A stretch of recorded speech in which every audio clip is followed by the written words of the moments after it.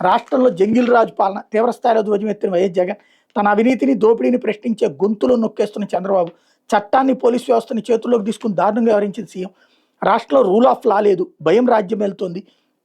సాయికృష్ణన్ lockup death చేసి శవం మాయం చేసేశారు 46 రోజుల పాటు తల్లికి బుడిద కూడా ఇవ్వకుండా కేసును కప్పెట్టేశారు నేను వెళ్ళిన 4 రోజులకు కానీ అరెస్ట్ చేయలేదు శవాన్ని మాయం చేసినట్టుగానే సీసీటీవీ ఫుటేజ్ కూడా మాయం మరి విజయవాడలోని పబ్లిక్ ప్లేస్లో ఫుటేజ్ ఏమైంది క్లౌడ్ సర్వర్లో 90 రోజుల పాటు ఉండాల్సిన ఫుటేజ్ ఎక్కడ పోలీసు అధికారుల ఫోన్లు మెసేజ్లు కాల్ రికార్డ్స్ ఎందుకు పరిశీలించడం లేదు ఆ తల్లి వేదన పడుతూ పెట్టుకున్న ఆర్జీలకు విలువ లేదా పోలీసు వేధింపులతో ఆత్మహత్య చేసుకున్న క్రాంతికుమార్ మరణ వాంగ్మూలానికి విలువ లేదా కర్నూలులో మంగమ్మ తెనాల్లో తిరుపతమ్మ శ్రీకాకుళంలో కళావతమ్మ లాకప్ టెత్తులది ఇదే కదా రాజధాని రైతుల కష్టాలను చూడడానికి వాళ్ళ ఆహ్వానం మేరకు వెళ్తుంటే వైఎస్ఆర్సీపీ నేతలపై దాడులు పైగా బాధితులైన వైఎస్ఆర్సీపీ నేతలైన నిందితులంటూ ఎదురు కేసులు చంద్రబాబు అవినీతి దోపిడీ దౌర్జన్యాలను ఎవరైనా ప్రశ్నిస్తే తప్పుడు కేసులు